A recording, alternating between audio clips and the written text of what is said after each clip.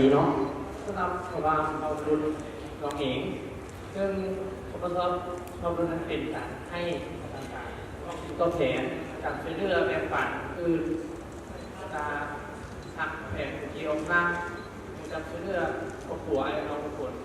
เราเข้าใจ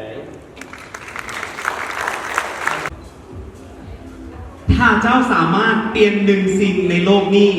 เจ้าอยากเปลี่ยนอย่างและย้อนอย่างสบายดีเนาะน้องเองถ้าว่าจะเปลี่ยนสิ่งหนึ่งในโลกนี้เปลี่ยนธรรมชาติเป็นว่าเปลี่ยนจากตึกที่ว่าคนเราสร้างมาลายมลพิษมีลายในการกัดกระจกของแอร์ไลน์จะเปลี่ยนให้ธรรมชาติมีอุดมสมบูรณ์ลายขึ้นในการ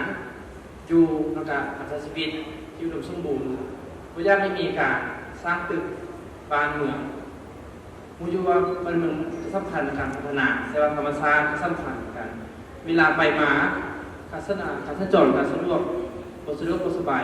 ไปมารถติดในอาร์ตไลน์เนาะแต่น้องจะเปลี่ยนโดยการว่าวิญญาณผลไปทำลายธรรมชาติในการ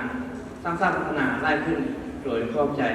ว้าว thank you so much น้องเลยขออนุญาตทางดร.อิลิซาเนาะเมื่อกี้นี่ลืมเป็นคำถามก่อนบุญหลายเตรียมรับรางวัลเลยขอเชิญธนาวันอาลีออนสมาร์ทอีกครั้งหนึ่งเนาะที่จะมอบสายสะพาย